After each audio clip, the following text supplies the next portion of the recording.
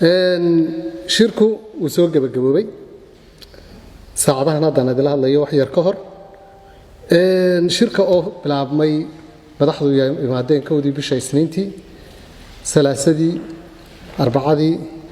toos u bilaabmay khamiistii iyo jimcihiiba soconayay maalin iyo habeenna soconayay subax duhur gelinka dambe habeen saqdhaxe intaba soconayay ayaan caawa gabagabadiisii joognaa ajendaha shirku wuxuu ahaa heshiiskii 17 Sebtembar 2020 hadallo iyo wax ka soo noqday shirka 17 Sebtembar ee lagu go'aamiyay doorashada 2021 madaxdii codsatay in shir dambe la isugu yimaado iyo talada go'aankii madaxweynaha in shir la qabto ayuu ka dhashay shirkan saddex ajende oo laga soo dheegay 17 Sebtembar ayaa u ahaa lafdhabar shirkan samareen wuxuu ahaa ka koowaad arrinta gudiyadii doorashooyinka oo xubnaha ka mid ah dawlad goboleedyadu ay sheegeen inay ku jiraan shaqaale dawladeed iyo ciidan arrinta aad baa looga dooday heshiiskii 17 Sebtembar waxa ku xusan qofka noqonaya xubin commission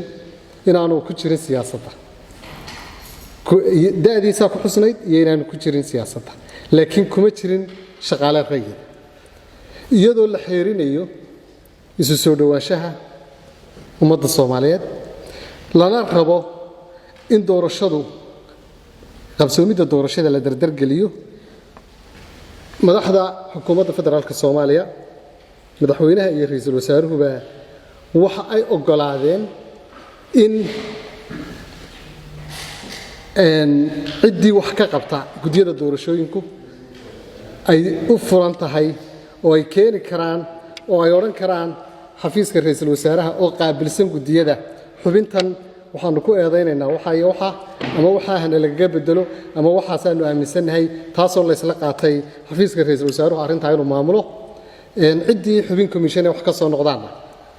wax la turxaan saaro oo wax laga qabto iyadoo aan gar loogu lahayn oo aan heshiiskii hore ku jirin haddana xukuumaddu waxay aqbashay qofkii commission ee laga keeno cabasho ama dhexdhexaadnimadiisa laga keeno su'aal inuu ciidan yahay iyo inuu shaqaale yahay in xafiiska ra'iisul wasaaraha ay keenaan qodobka labaad wuxuu ahaa ee aad looga dooday arrinta gobolka Gadow sida la wada socotaan sidii ay doorashadii Jubbaland u dhacday ilaa hadda gobol state-ka Jubbaland khilaafkiisu marna ma damin turxaamihii iyo turunturooyinkii iyo isdiidooyinkii ka dhashay doorashadii Jubbaland ilaa hadda waa tasaamaysay goboladii maamul goboleedka Jubbaland arrinta Gadow waxay qayb ka ahayd khilaafaadka shacabkii ku noolaa Jubbaland ay ku qaybsameen doorashadaas waxa la soo jeediyay xukuumadduna ay aqbashay dhexdhexaadiyaashana ay ku taliyeen koow in la sameeyo intaan maamul la samaynin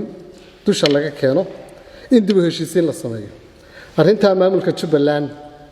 may garwaaqsanin in dib u heshiisiin la sameeyo waxa la soo jeediyay in doorashada ay maamulaan degmada Garbahaar ay tagaan ciidamada booliska oo ka socda nabad ilaalinta AMISOM taana way diideen maamulka Jubbaland waxa la soo jeediyay guddi xaqiiqo raadina in la diro oo loo diro gobolka Gadow iyo Garbahaar guddidaas oo ka socota maamul goboleedyada wasiiradooda arrimaha gudaha si ay u soo ogaadaan mushkiladda state-kan Jubbaland inta ay qodan tahay magaalooyinka dhan ay tagaan arrintaana way diideen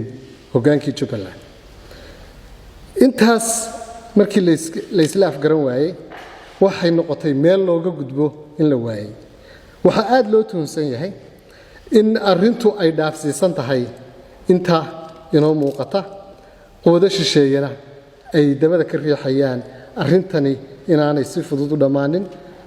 kana hortaagan yihiin inay doorashadu u dhacdo si nabad ah oo isla wada ogola arrintaa runtii dawladdu dadaal walba way ka gashay sidii gobolka Gedo doorashadiisu ay ula mid noqon lahayd isteediyada kale laakiin waxay ku adkaysteen maamulka Jubbaland in iyadoo aan dib heshiisiin la sameyn iyadoo hadda dagaal ka dhaceen 10 maalmood ka hor iyadoo xaaladdu aanay deganayn oo ay doorashadii hore ku qaybsameen inay hadda maamul geeyaan arrintaana waxay dawladdu u aragtay inay keenayso iska hormaad cusub oo isku dirta shacabka Soomaaliyeed isla markaana aan suurtagal ahayn sida uu uga mid yahay gobolka Gedo Jamhuuriyadda Federaalka Soomaaliya ayaa gobol walbana xukuumaddu u danaynaysa oo uu uga mid yahay wixii duruufe iyo shacabka dareenkooda ka jirana ay waajib tahay in laga jawaabo sababtay lama rabo wax hadhowto mushkilad keenaya intaas oo wax in guddi la diro in ciidamada dhexdhexaad la diro iyo in dib u heshiisiin la sameeyo saddexdaas soo jineedba way shaqayn waayeen arrinta Soomaaliland ayaa iyaduna ka mid ahayd arrimihii laga wada hadlay shirka Samareeb sida alla wada socotaan horena u jirtay kuraasta Soomaaliland ee gobolada waqooyi waxa lagu qabtaa magaalada Muqdisho waxaana maamula dawladda federaalka oo ah xukuumadda dhexe Soomaaliya maadaama aanay jirin state ama maamul matala oo la doortay dadkuna ay yihiin deegaamo iyo qabaa'il reer waliba kuraastooda gaar u leeyahay cidda kaliya u dhaxin ay tahay dawladda federaalka Soomaaliya waxa soo baxday gudoomiyaha aqalka sare senator Cabdi Xaashi oo ah oday muxtarima in la yiri hal la siiyo gudiyada doorashooyinka talaha laga siiyo xubnana hal la siiyo iyadoo aanay ku jirin heshiiskii 17 Sebtembar iyadoo aanu qof kamida xildhibaanada 330 xildhibaan ee dalku xaq u lahayn in isaga gaar wax loo siiyo iyadoo aanay qancinaynin qabaa'ilkii kale iyo dadkii kale ee kuraasta lahaa in kuraastooda qof maamulo ee ay dhammaantood daba taagan yihiin dawladda oo ay tahay central body-ga ama xudunta maamulka Soomaaliyeed iyada oo aan qofka bini'aadamka ahi lahayn imkaaniyaadkii guddi doorasho uu ku maamuli lahaa sababta guddi doorasho waxay u baahan yihiin miisaaniyad waxay u baahan yihiin tababar waxay u baahan yihiin hooy waxay u baahan yihiin iyaga laftooda in la soo qiimeeyo oo la soo baadho ma dambiila ma qof dambilaba ma qof u qalmaba ma qof shuruudaha buuxinayaba intaana qof aan fulinahayn oo aan xukuumad ahayn oo miisaaniyad lahayn aanu qaban karin xukuumaddu waxay ka tanaasushay oo u tanaasushay guddidii dhexdhexaadinta iyo odayaashii madaxweynayaasha ka ah maamul goboleedyada in Cabdi Xaashi la siiyo 4 xubnood oo guddida doorashooyinka ee kamida guddiga doorashada Soomaaliland iyadoo dawladdu intaa qabatay oo hal qof intaa la siiyay haddana wuu diiday senator Cabdi Xaashi inuu qaato 4 xubnood oo ah 40% xubnaha guddiga doorashooyinka iyadoo ay ahayd khalad iyadoo ay ahayd sharci darro iyadoo ay ahayd cadaalad darro haddana isagii baaba diiday intaasi markay dhacday waxaan rabaa inaan dadweynaha Soomaaliyeed meel kasta ay joogaan dalka gudihiisa iyo dibaddiisaba inaan ku wargeliyo shirkii oo dawladdu tanaasul walba ka samaysay hadday Gada tahay hadday Soomaaliland tahay iyo hadday gudiyada doorashada tahayba in walaalihii qaar ka mid yihiin ay nala fahmi waayeen oo ay nala garan waayeen in doorashadana si doorashada loo dardargeliyo in qodobadan aan isla meel dhigno qodobada aan idin sheegay saddexda qodob la isla meel dhigin marka laga reebo qodobka koowaad ee guddiga doorashooyinka oo dawladdu furtay xafiiska Prime Minister-kuna uu diyaar u yahay inuu wax ka qabto labadii qodob ee kale sidii bay u taagan yihiin sidaa darteed madaxweynaha Jamhuuriyadda Federaalka Soomaaliya wuxuu ku taliyay maadaama la sugayo fadhigii wada jirka ahaa ee labada aqal berrito oo sabti ah oo bishii 6 tahay in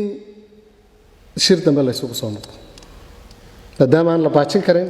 shirka weyn ee labada aqal isugu imanayaan ee dastuuriga ah ee sovereign-ka ah ee madax bannaanida dalka ah in la isugu soo noqdo shir dambe oo muddadiisa iyo madashiisa ee la soo sheegi doono si wada hadalladu ay halka uga sii socdaan laakiin waxa muhiim ah mar walba in dadweynaha lagu wargeliyo halka wax marayaan iyo xaal sidoo noqday runtii dawladdu waxay muujisay dabac waxay muujisay tanaasul waxay muujisay odaytinimo iyo geed fadhinimo waxa jira nin walaalkaaya oo sabirka iyo deeqsinimada ku raadiya sadbursiyo marka walaalkii u sabro ee uu deeqsina u yahay isiraahda ka badi oo ka kordhi oo sadbursiyo ku raadi taasina ma shaqayso ugu dambeyn waxaan u mahad celinayaa dhammaan dawladihii xubnaha ka ahaa dawladda federaalka member stateski ka soo qayb galay madaxdoodii runtiina aad u dadaalay caawo kaliya waxaan garanayaa madaxweynayaal ilaa 6 maqribnimo ilaa 12 habeenimo fadhiyay kursi aan mar qura ka kicin ee sugayay in natiijadu ay ku dhamaato guul iyo barwaaqo waan u mahad celinayaa madaxweynaha Hirshabeelle Ali Guudlaawe waxaan u mahad celinayaa madaxweynihii martigeliyay kulankan ee aan habeen iyo maalin nasan أحمد عبد كارية قرقور وحنو مهد علينا يا عمر فينش وحنو مهد علينا يا قدومي قبل كبنادر وحنو مهد علينا يا مدحوينة السعيداني وحنو مهد علينا يا مدحوينة أحمد محمد سلام وحنو مهد علينا يا مدحوينها عن الصن عن فريسان ساعد والبتاجنا عبد العزيز لفت قرن مدحوينها كونفور قلبات هكلام رأينا نو مهد علينا غير قلمدوك غير سمرين وحقان إلاوي كرين ciidamada kala duwan ee ku sugan galmudug haday yihiin ciidamada militariga gorgor haday yihiin booliiska iyo harimacad haday yihiin security-ga iyo sirdoonka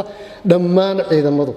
waxay guteen waajibaad waana arkayseen cadow isku dayeen qalqal galiyo shirka sidii talaabooyinkii ay ka qaateen iyo guulihii ay ka soo hooyeen iyagana waa nuuhad celiya ugu dambeyn bahada saxaafadda waxaan leeyahay saacado badan baa taagnaydeen 5 maalmood iyo 5 habeen saxaafaddu mar kaliya kama ay qoob qaadin madasha shirka iyagoo rabay dadweynahooda inay la wadaagaan go'aamada iyagana waxaan leeyahay waa ku mahadsantiin in Allah la yudiicu ajra al-muhsiniin ilaahay ma dayacayo wanaaga dalkiina iyo samirka uu lahaydeen ugu dambeyn shacabka Soomaaliyeed ee naga dhib sugayay iyagana waxaan leeyahay bishaaraysta shirarku way sii socon doonaan dalkuna iyo horumarkiisuna way sii socon doontaa waana guuleysan doonaa waa mahadsantiin